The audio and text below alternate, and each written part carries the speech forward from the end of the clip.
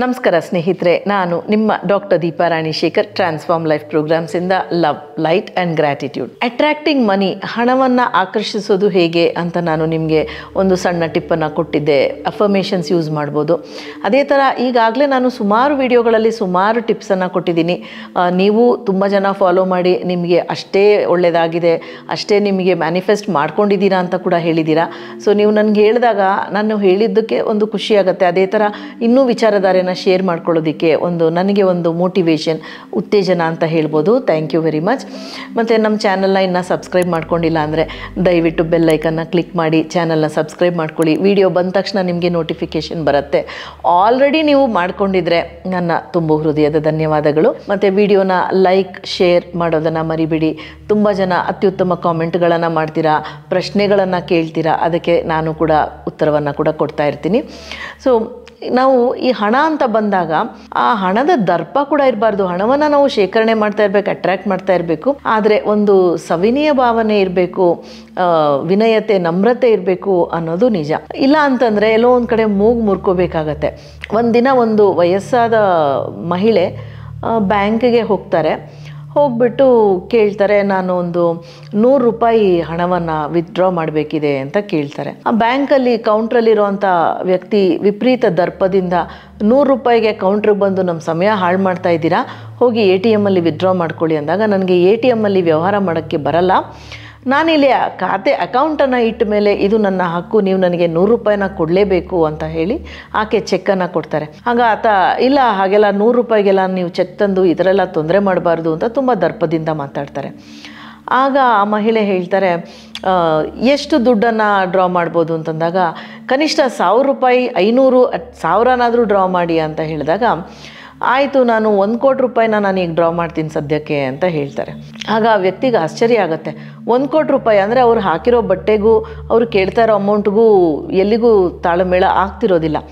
ಆಗ ಆತ ಹೇಳ್ತಾರೆ, ಅಷ್ಟೊಂದು ಕ್ಯಾಶ್ ಬ್ಯಾಂಕಲ್ಲಿಲ್ಲ, ಎಷ್ಟಿದೆ ಅಂತ ಕೇಳಿದಾಗ, 5 ಲಕ್ಷದವರೆಗೂ ನಾವು ಹಣವನ್ನು ಕೊಡಬಲ್ಲೆವು ಅಂತ ಹೇಳಿ. ಆಗ ಆಕೆ ಏನು ಮಾಡ್ತಾರೆ, 5 ಲಕ್ಷಕ್ಕೆ ನಾನೊಂದು ಚೆಕ್ಕನ್ನು ಕೊಡ್ತೀನಿ, ನೀವು ನನಗೆ ಆ 5 ಲಕ್ಷನ ಕೊಡಿ ಅಂತಂದಾಗ ಆತ 5 ಲಕ್ಷನ ಎಣಿಸಿ ಆಶ್ಚರ್ಯಚಕಿತನಾಗಿ ಆ ಮಹಿಳೆಗೆ ಕೊಡ್ತಾರೆ. ಆಗ ಆ ಮಹಿಳೆ ಏನು ಮಾಡ್ತಾರೆ, ಅದರಿಂದ 100 ರೂಪಾಯಿ ತೊಗೊಂಡು ಬಾಕಿ ಹಣನ ನನ್ನ ಖಾತೆಗೆ ಜಮಾ ಮಾಡಿ ಅಂತ ಕೊಡ್ತಾರೆ.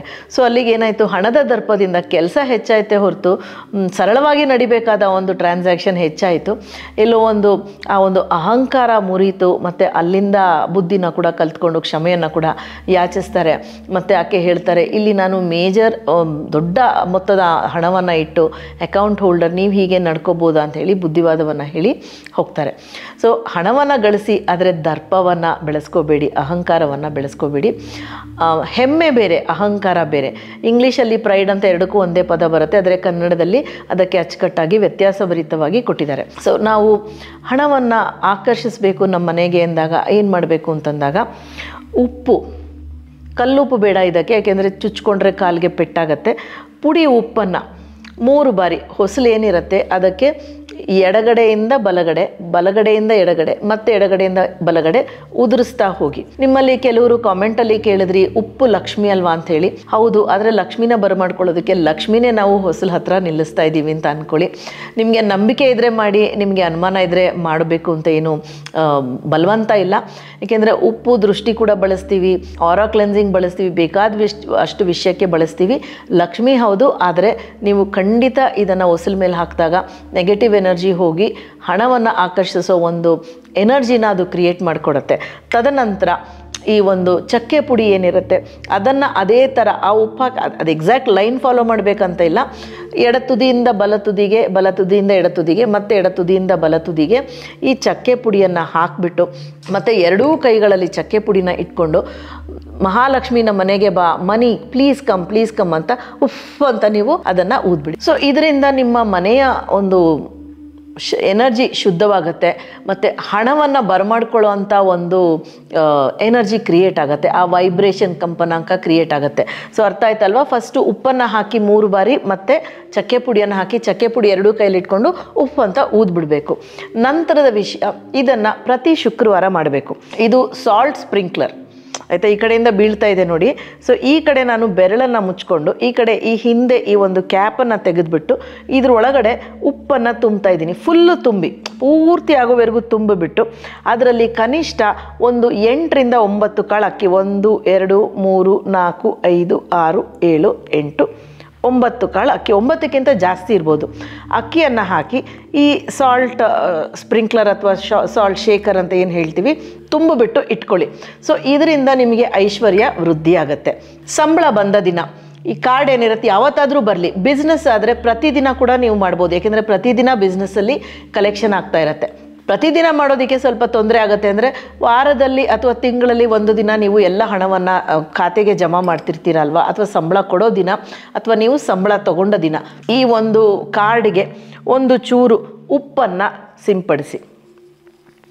ಸಿಂಪಡಿಸ್ಬಿಟ್ಟು ಇದರ ಮೇಲೆ ಮತ್ತು ಚಕ್ಕೆ ಪುಡಿಯನ್ನು ಕೂಡ ಸಿಂಪಡಿಸ್ಬಿಟ್ಟು ಒಂದು ಚೂರು ನಿಮ್ಗೆ ಇಷ್ಟವಾದ ಯಾವುದೇ ಒಂದು ಪರ್ಫ್ಯೂಮನ್ನು ಒಂಚೂರು ಅದಕ್ಕೆ ಹೊಡೆದ್ಬಿಟ್ಟು ಇದರ ಸಮೇತ ಹಾಗೇನೆ, ಅಂದರೆ ಅದು ಪುಡಿ ಉದುರತ್ತೆ ಇಲ್ಲ ಅಂತ ನಾನು ಹೇಳಲಿಲ್ಲ, ಇದರ ಸಮೇತ ಹಾಗೇನೆ ನೀವು ನಿಮ್ಮ ಪರ್ಸ್ ಅಥವಾ ನಿಮ್ಮ ಕ್ಯಾಶ್ ಬಾಕ್ಸ್ ಎಲ್ಲಿಡ್ತೀರೋ ಈ ಕಾರ್ಡನ್ನು ಹಾಗೆ ಇಟ್ಕೊಳ್ಳೋದ್ರಿಂದ ನಿಮಗೆ ಹಣ ತುಂಬ ಚೆನ್ನಾಗಿ ಅಟ್ರ್ಯಾಕ್ಟ್ ಆಗೋದಕ್ಕೆ ಶುರುವಾಗುತ್ತೆ. ಮನಿ ಅಟ್ರ್ಯಾಕ್ಷನ್ಗೆ ಇದು ಒಂದು ಒಳ್ಳೆಯ ವಿಧಾನ.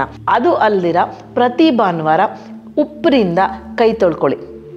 ಇಲ್ಲಿವರೆಗೂ ತೊಳ್ಕೊಬೇಕು. ಇಲ್ಲಿವರೆಗೂ ಉಪ್ಪನ್ನು ಹಾಕಿ ನೀರಲ್ಲಿ ಕೈ ತೊಳ್ಕೊಂಡು ಕೈ ಒರೆಸ್ಬೇಡಿ, ಹಾಗೆ ಅದು ಒಣಗಬೇಕು. ಹಾಗಾಗಿ ನಿಮಗೆ ಏನಾದರೂ ಮನಿ ಬ್ಲಾಕ್ಸ್ ಇದ್ದರೆ ಅದು ಕ್ಲಿಯರ್ ಆಗಿ ನಿಮಗೆ ಮನಿ ನಿಮ್ಮ ಕಡೆಗೆ ಬರೋದಕ್ಕೆ ಶುರುವಾಗುತ್ತೆ. Happy money attracting and manifesting.